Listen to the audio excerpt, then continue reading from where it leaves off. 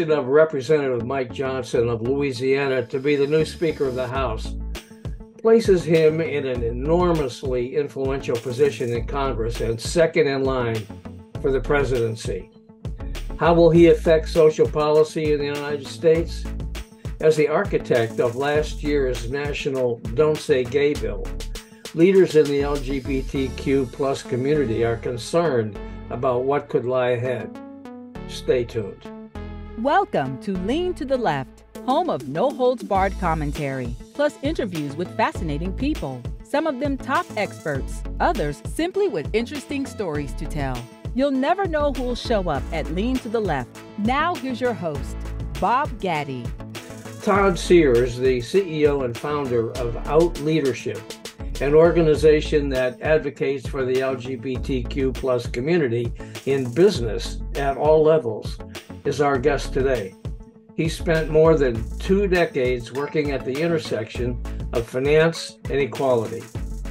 Todd began his career as an investment banker before joining Merrill Lynch as a financial advisor.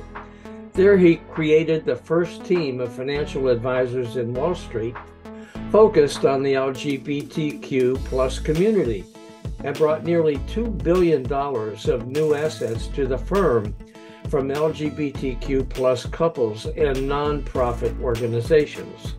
Today, Sears says the policies espoused by Speaker Johnson could wreak havoc on our country's economic and business climate.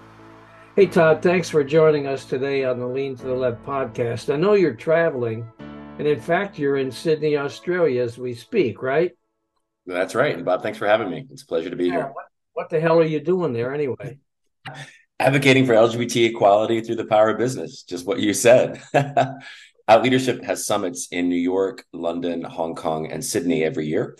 And I'm in Sydney, Australia for our 8th annual Sydney Summit that was just hosted last night by the CEO of Macquarie Bank. Oh, cool. Tell us a little bit more about yourself, Todd. I read somewhere that when you were 5, you asked your mom what being gay was all about. What happened after that? Luckily, she said being gay is when 2 men love each other. And if you are, that's okay. So that was a pretty cool start for a mom in 1981. She told you that? She did. Pretty amazing, right? Yeah, absolutely. Yeah. I'm very lucky in that way. I don't say most, but probably most LGBT people do not have amazingly supportive parents right off the bat. Sometimes it takes people a little bit of time, but that's true. I was lucky to be one of them. I have to confess that when my son announced that he's gay, which he did when he was about 17, took me a little while. Hey, that's okay. As long as you got there in the end. Because he decided that right off the bat he was going to get in some drag shows in Baltimore, and I was a little put off by that, I have to tell you. But anyway, we're all good today. Good. I'm glad. I'd like to say that it takes people, if it took him 17 years, it actually took me 18 years to fully come out. I knew when I was 5, but it took me to 18 to actually admit it to myself. I always like to say if it took me till 18, giving my parents a couple of years to figure it out, it's probably okay. Okay. So what does Out Leadership do? What's your charge as an organization, Todd? Basically, and quite simply, taking the power that business has around the world to advocate for LGBTQ equality and rights. We've long known that inclusion drives business, diversity and inclusion broadly drives business, but LGBT people are great workers. We have high levels of empathy. We're great leaders. And we've basically been able to draw that line between our equality and bottom line business results. And so we've been lucky enough to have over 94 companies be members of Out Leadership. We are a membership organization. And these summits that I mentioned convene these leaders. They're CEO hosted. Senior business leader attended. We've had over 30,000 business leaders globally engage in our summits, 1,200 CEOs. And the idea of getting these leaders together, quite frankly, is to have them understand what they can do with their economic platform to say that LGBT people shouldn't be illegal, whether it's in North Carolina with HB2 or Singapore, which just decriminalized homosexuality just last August.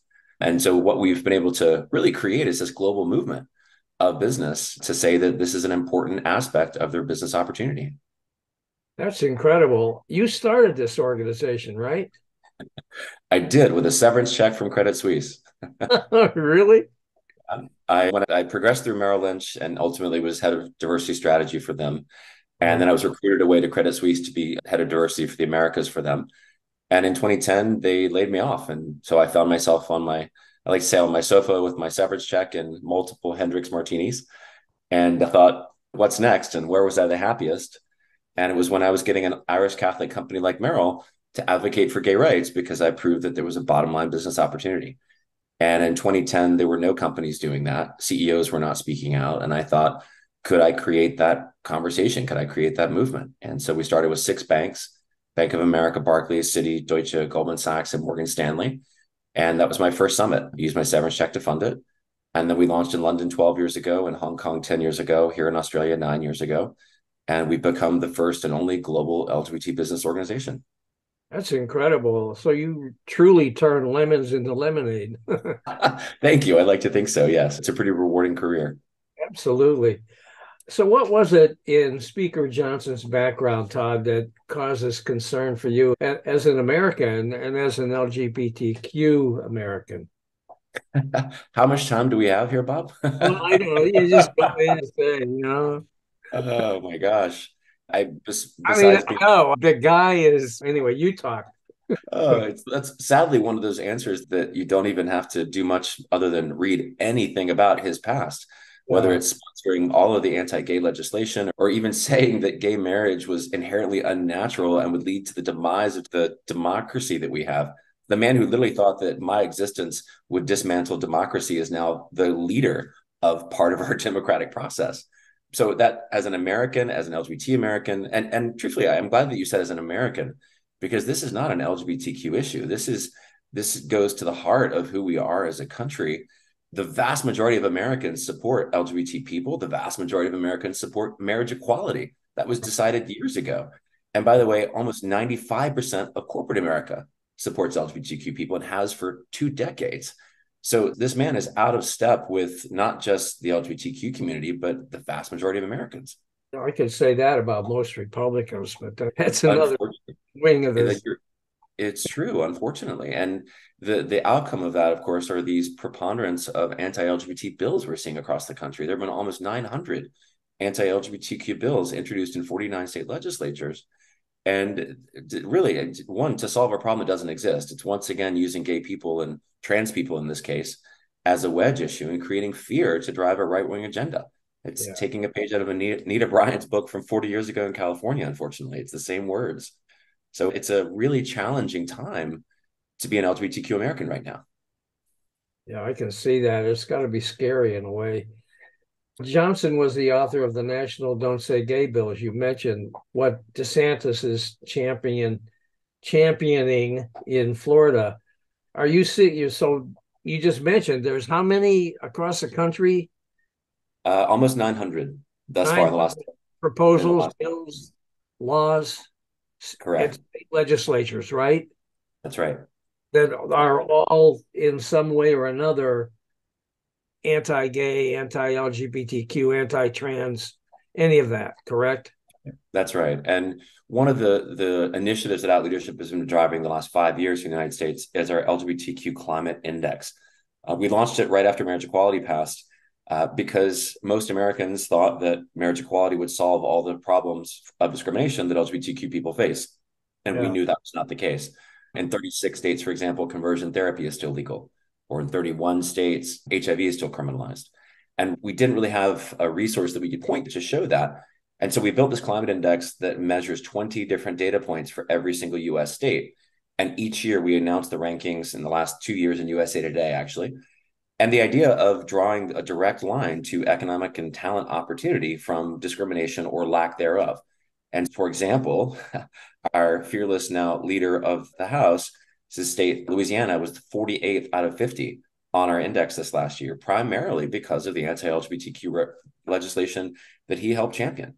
And we're drawing a direct line for Florida, as you mentioned. So DeSantis's policies have had a direct impact on talent flight, on talent mobility, on companies wanting to invest in Florida, and even the numbers on tourism have dropped. I was just on Fox News Florida a month ago, speaking about how the tourism numbers have dropped. The reputation of Florida as an anti-LGBTQ state does not just affect LGBTQ people.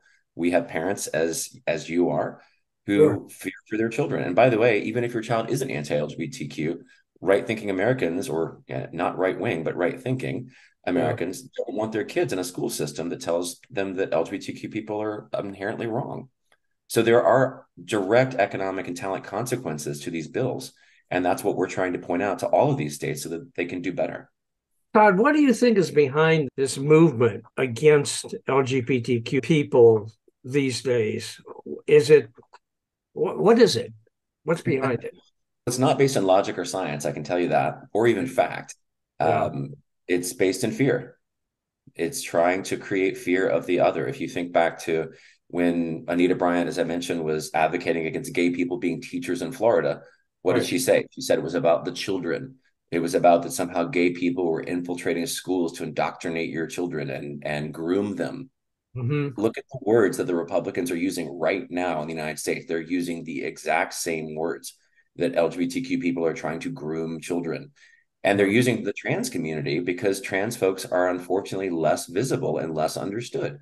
Because marriage equality passed almost 7 years ago now, right? From not passed, but from the Supreme Court, people have figured out that did not end the world, and that gay people weren't so scary, and that they did know us, and that our marriage didn't somehow threaten the institution of marriage, as everyone said it would, or bring down democracy, as our now speaker said.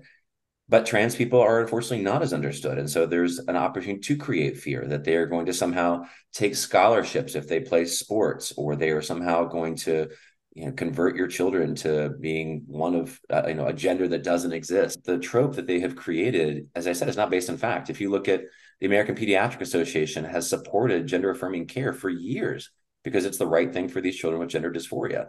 And yet you have politicians in Florida and Texas and all these states somehow thinking, one, that they know more than scientists, which of course they don't, but they're taking the rights away from parents, which of course is antithetical to the Republican doctrine of government overreach. You're taking away parental rights by legislation. Seems just wrong on every single level.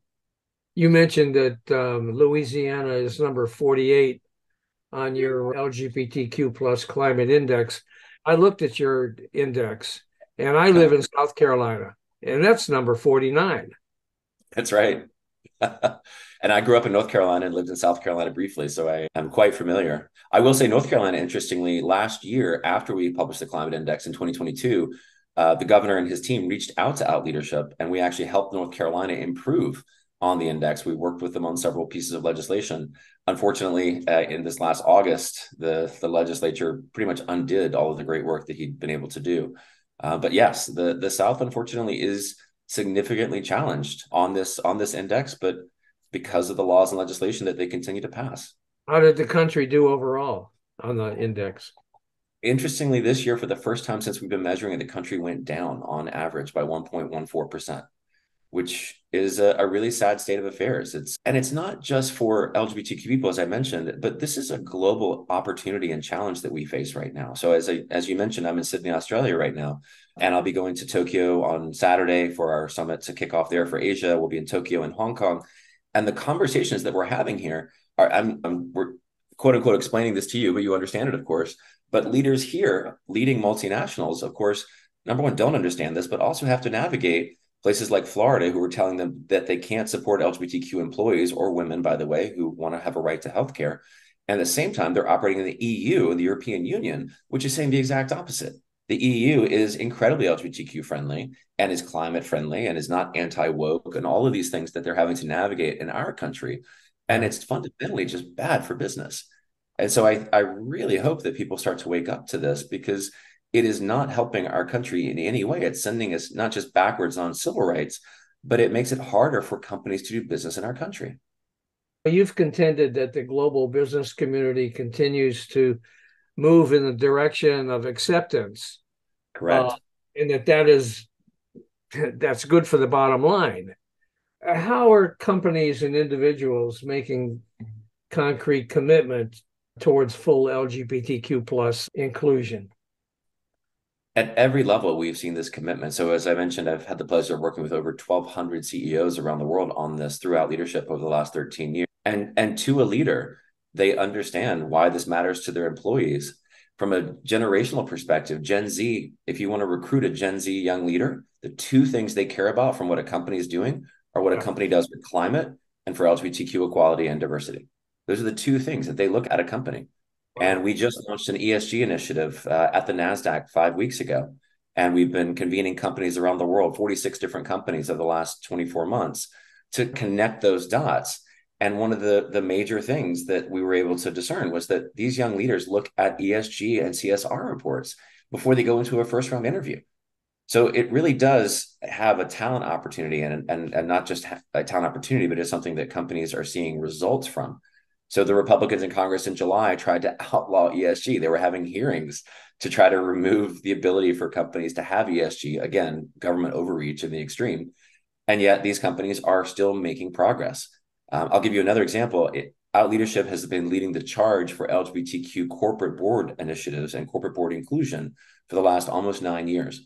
When I started our Out Quorum initiative, only 2 companies in the Fortune 500 included LGBTQ people in the definition of board diversity. We've been able to get hundreds of multinational companies to expand that definition. And most importantly, we were able to work with the NASDAQ, who now has a board diversity requirement that's LGBTQ inclusive because of Out Leadership. And that was done 2 years ago.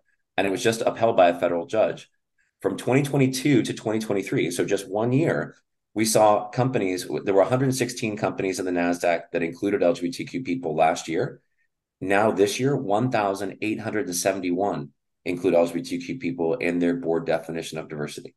So companies are doing this in a significant way because they understand that it does impact the bottom line. And from a board perspective, it decreases risk and increases innovation in return. There's a conflict here. Republicans are supposed to be pro-business. They used to say that, but they absolutely don't act that way, do they? Well, not in this case. Not in this case at all. And not just in Congress, by the way, at the state level as well. Florida and Texas have sent letters to many of our member companies saying, if your company speaks out against our anti-trans bills or our women's right to healthcare, we will not do business with you. And to affirm, our companies have said, and this is privately, of course, but they have said, this is our core value and we're not going to back down on our values.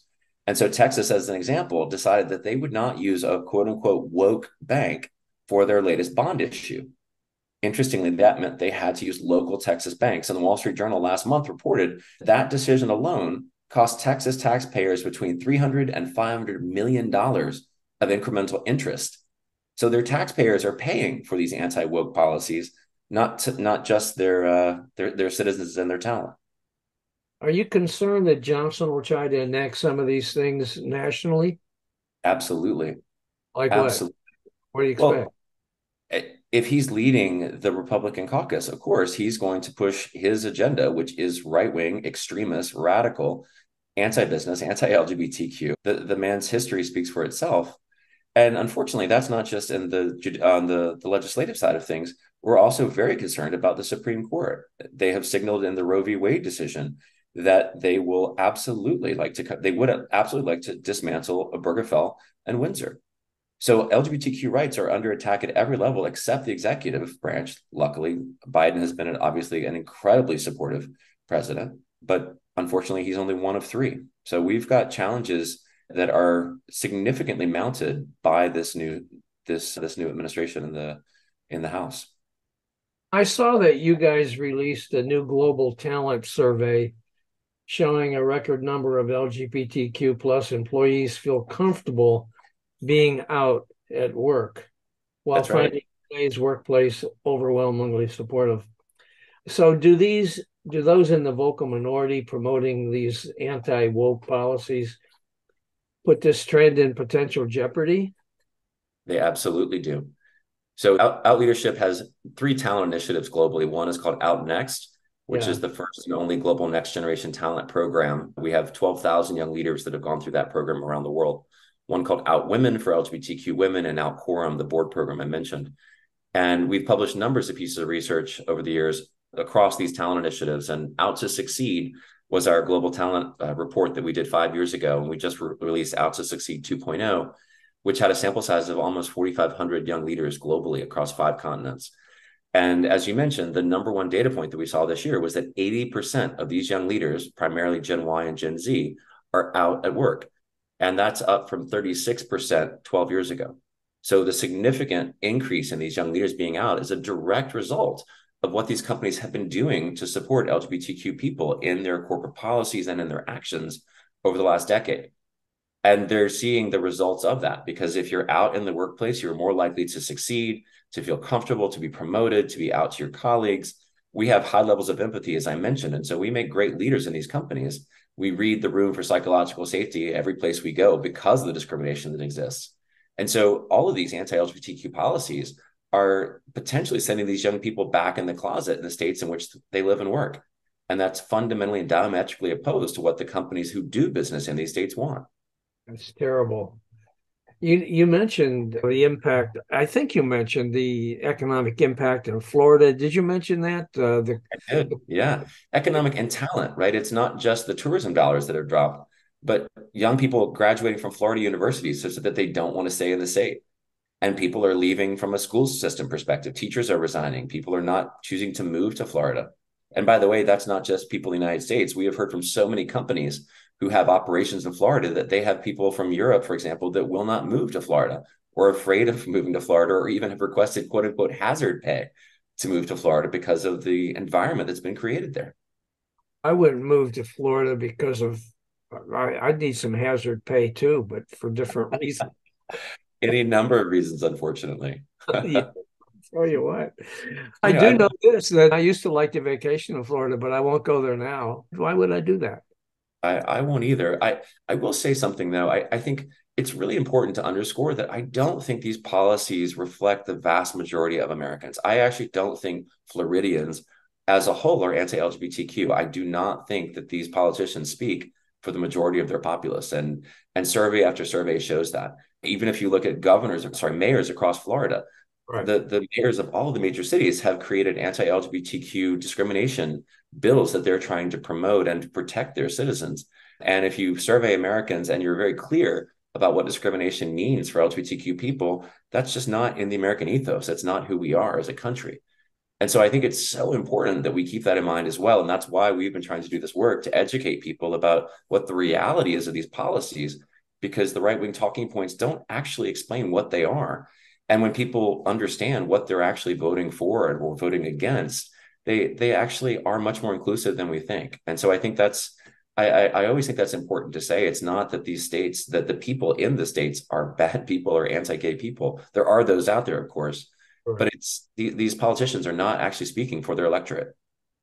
No, I think you're right there. You're running these sessions in foreign countries. What are you finding in terms of, are you finding that attitudes are more restrictive or less restrictive in some of these countries that you're going to? Australia. So Australia is significantly more LGBTQ inclusive than the United States right now. If you look at, they do not have the anti-trans bills coming across their parliamentary legislatures here. New South Wales, for example, Sydney just hosted World Pride in February and March and invited the entire world to Australia. And I was here for almost 5 weeks because our leadership was a part of World Pride. We did 5 different events. In fact, we convened the largest gathering of CEOs in history to talk about LGBTQ rights here at World Pride in Sydney. We had 45 CEOs together for a dinner to discuss exactly what they are and can do to support LGBTQ rights in their organizations. And if you look at that, just one example versus what we're seeing in the United States, it couldn't be more different. The governor of New South Wales had a pride event at her residence, which, by the way, looks like a castle. It's beautiful. It's amazing. Queen Elizabeth planted one of the trees in front of it 60 years ago and had the trans flag flying atop of the governor's mansion for New South Wales. Right? You don't see that in very many of the U.S. states right now. You won't see that in South Carolina, I'll tell you that. You absolutely will not see that in South. You're much more likely to see another flag that's not so inclusive there, unfortunately. And that's actually, they took it down, but on the Capitol grounds, but not across the state sometimes. So it's true, absolutely. I'm out a lot in my car, and I see a lot of big old pickup trucks with great big old flags hanging off the back of them, and lots of times they're either Trump flags or they're the other flag. Right. I I'm know. not talking about the American flag. They do fly the American flag, but they also fly the Confederate flag. And the example of the woman in California being killed because she had a pride flag on the front of her store. I think the important thing about all of these bills is that it is creating this hatred and this permission to be vicious that did not exist 8, 10 years ago before the Trump administration. And all of these MAGA Republicans, there are real human consequences to these bills. Suicide among the trans community has skyrocketed. LGBTQ people experience higher anxieties than ever before. And as I mentioned, violence against our community has increased, I think, tenfold in some states. These laws are not just happening in a vacuum. There are real human consequences. And by the way, the laws are seeking to solve a problem that doesn't exist. And there are states that have passed anti-trans sports bills that don't have a single trans kid trying to play a sport. They literally are just focusing on this to drive an agenda rather than focusing on things that actually matter to Americans, whether it's healthcare or building infrastructure or jobs. Those are the things that they should be doing versus focusing on the most vulnerable population of LGBTQ people. Okay. Now, for those folks who would like to learn more about what Out Leadership does, how can they get in touch with you guys and maybe even be part of the movement? Thank you for asking that. I would love that. Outleadership.com has all the information on how companies can join. As I mentioned, we are a membership organization. We're actually creating a new supporter level for Out Leadership so that any company in the world, even they don't have to be a multinational, but a small business, a mid-cap business could join Out Leadership's movement, and individuals as well. All of our research and data is free and available on our site. And so we encourage people to check it out. We have CEO briefs. We have so many other initiatives that we haven't gotten to speak about today. But I would love for people to go online and to use those resources at the state level. Look at what your state climate index score is. Share it with your elected officials. There's so many ways people can get involved. And then, of course, on social media, at Out Leadership or at Todd Sears. Hey, Todd, we do have a couple more minutes if you'd like to discuss some of the other things that you guys do. Sure. Yeah, I would love that. So one of the things that specifically to the trans community that we've been working on for almost 4 years was our Business Leaders Guide to Trans Equality, because we had so many leaders who didn't fully understand the trans experience and what trans people actually go through and who trans people even are. Mm-hmm. And we wanted to dispel the myths of that. So we published the first, and I think still only, piece of research focused on educating the business community. And in partnership with that, or in concert with that, we created the Business Leaders Statement on Trans Equality. And we had over 300 companies sign that statement, and we launched it at the NASDAQ. And I point that out again because it's diametrically opposed or speaks for how the business community thinks about trans people and how out of step these Republicans are with these anti-LGBTQ bills.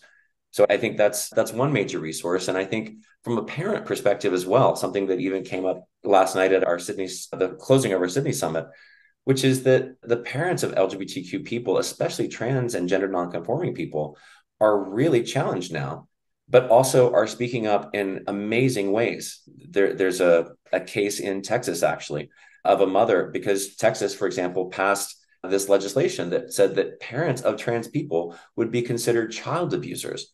And the governor is literally sending Health and Human Services and Child Protective Services into homes of trans parents. And one parent is actually suing the state with PFLAG. We had her actually speak at our US summit. And she describes the horror of having her family be under investigation and she and her husband being accused of child abuse. Their trans kid transitioned 5 years ago and is a healthy, happy, honor roll student. And she is now having to defend herself against Child Protective Services who came into her home. Imagine the trauma of that. And so I think the work that we're trying to do, and so many other organizations, by the way, are focusing on this, not just LGBT organizations. You can't understate the human impact of what's happening to not just our community, but to our families. Okay, Todd, listen, thank you so much. Is there anything else you'd like to add before we close up? No, I just want to thank you for the time. It's really important that we do get the messages out there, because that's how you not just change hearts and minds, but give people the tools to advocate for change. So thank you for having me. Hey guys, I hope you enjoyed this Lean to the Left video and that you learned something as well. Please come back on a regular basis and check out our interviews with guests on topics that I hope you find interesting entertaining, and enlightening. And you can check out the schedule of upcoming shows, guests, and topics at podcast.leantotheleft.net. You can also subscribe to our audio version there or to our video shows here at YouTube. And follow us on social media, Facebook at the Lean to the Left Podcast, Twitter at Lean to the Left 1, Instagram at BobGaddy_Lean to the Left, and TikTok at Lean to the Left. Our goal is to be informative and entertaining as we and our guests comment on the latest developments in the news and about the social issues that concern us all. This is Bob Gaddy signing off for Lean to the Left. Thanks for sharing your time with us.